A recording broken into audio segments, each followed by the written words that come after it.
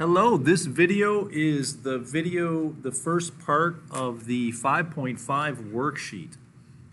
So if you don't have the properties of the quadrilaterals written out, then, or a copy of them, then you just keep another window open and go back and forth. So the properties of the those are sideways. So the properties of the quadrilaterals are here. There's 7 of them. And this is a chart to indicate that the parallelogram has the rectangle, rhombus, and square have all the properties of a parallelogram, but the additional properties are listed. So, for example, the square has all the properties of a parallelogram, then all of these other properties. Okay, so you have to keep that in mind when you're doing this homework assignment. Okay, this is the 5.5 worksheet answer key part 1. There are 3 parts, 2 or 3 parts. There are 3 proofs, and there are 4 algebra problems. Okay, so the first problem says that ABCD is a parallelogram. So what that means is you have to look at it and then you have to find A and B.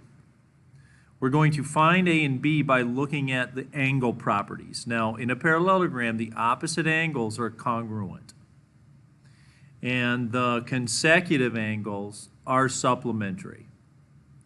So we're going to start with a consecutive angle supplementary. So consecutive angles sub. Now that means that this angle here is 74 degrees. So because 106 has a supplement of 74. So 7a minus 3 equals 74. All right, now if I add the 3, I get 77, so a is equal to 11. Now we're going to use, that's the consecutive angle supplementary to get a. We're going to use the fact that the opposite angles are congruent in a parallelogram. So opposite angles congruent, angles congruent. That gives us 9b minus 2 equals 106. And we get b is equal to 12. Okay, 12 times 9 is 108. 108 minus 2 is 106. Okay. So we found A and B. Number 2, given FGHJ is a square, find x and y. Well, a square has all sides equal, so this and this are equal, so all sides congruent. Now, a square has more properties, but this is the one property we're going to use to solve this problem. So 5y plus 1 equals 2y plus 4.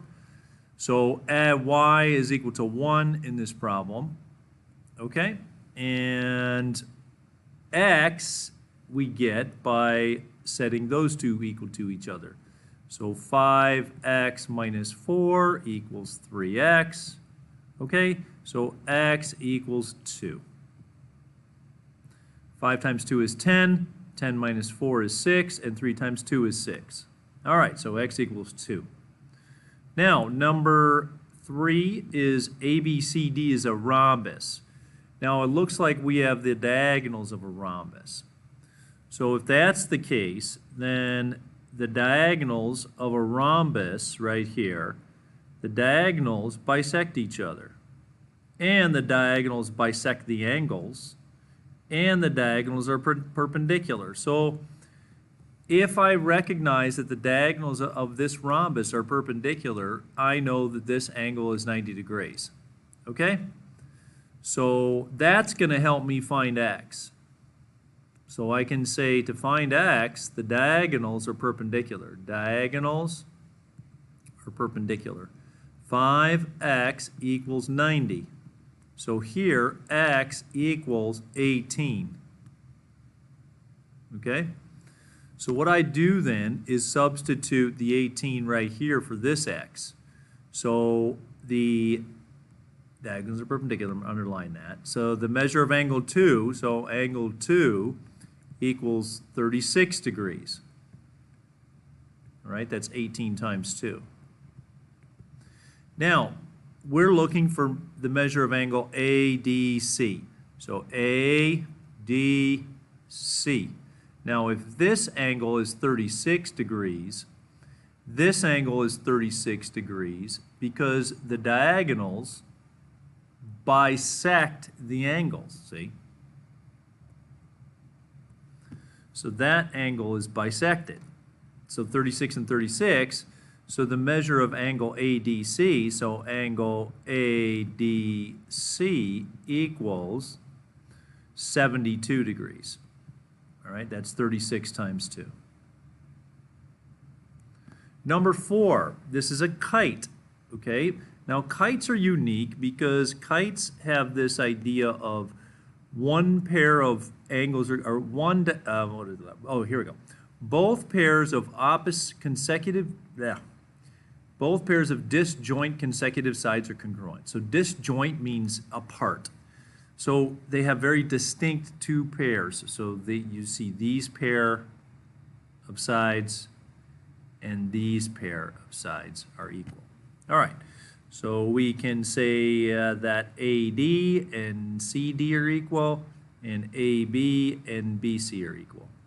So here's the facts to help us find x and y. So BC is x plus 2, AB is 13, DC is x plus 12, and AD is y minus 6.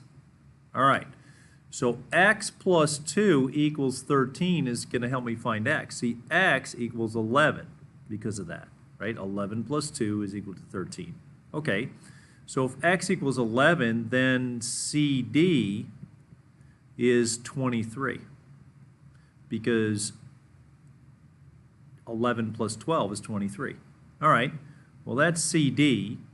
So y minus 6 equals 23 because DC is congruent to DA.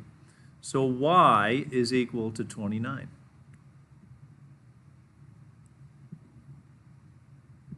Okay?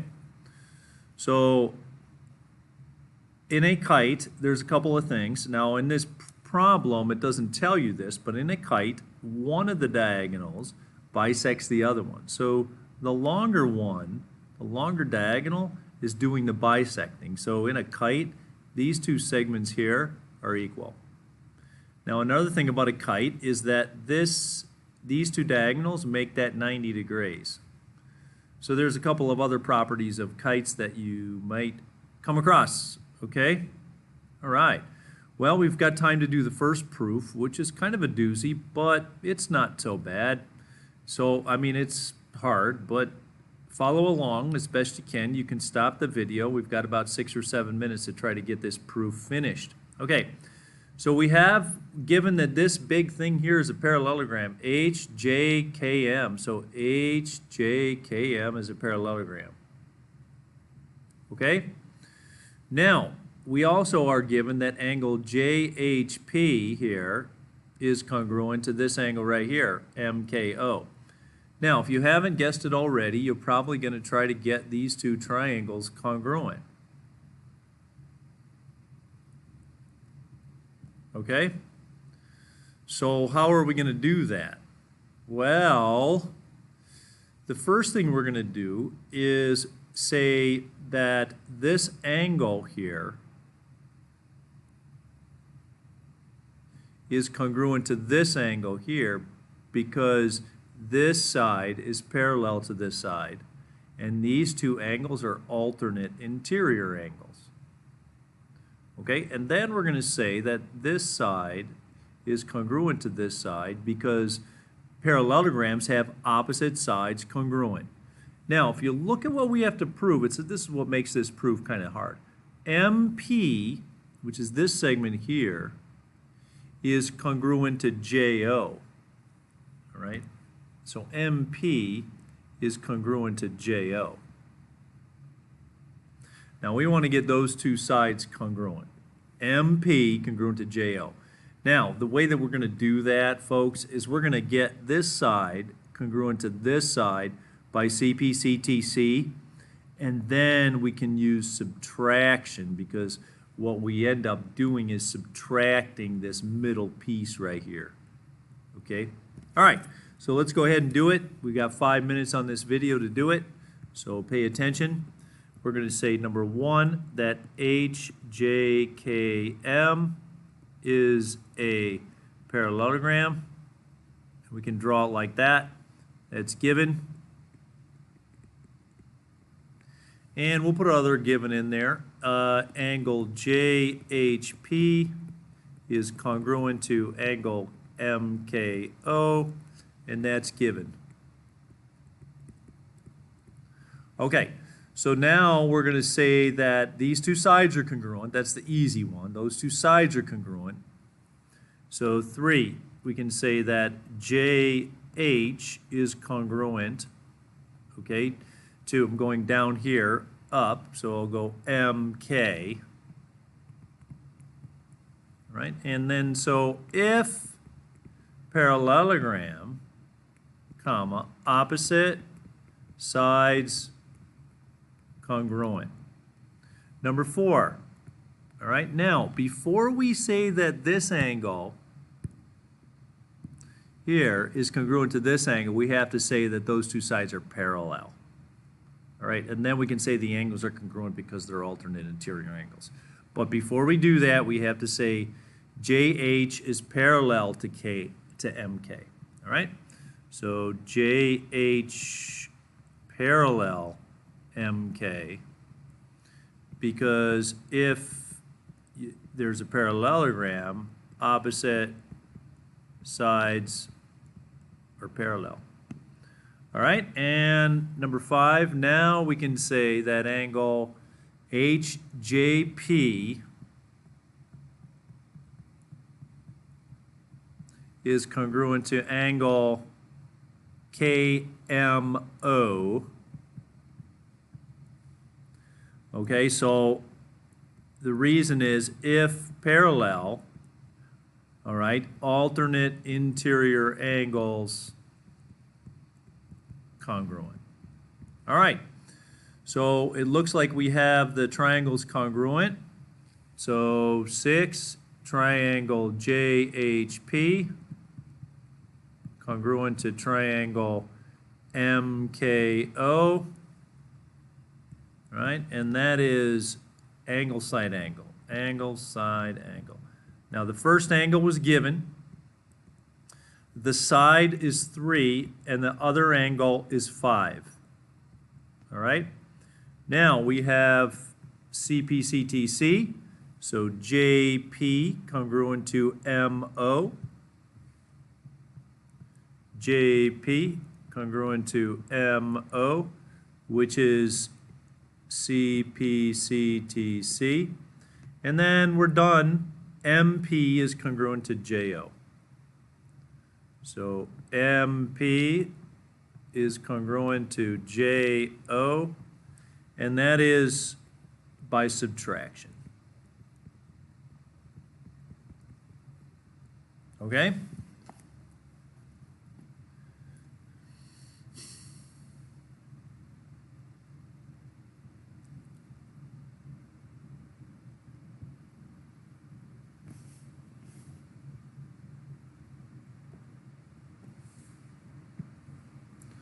So let's run through this proof one more time.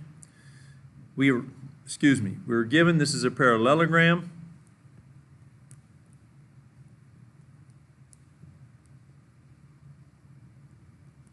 All right, and we are also given that this angle is congruent to this angle. So it looks like we're going to get these two triangles.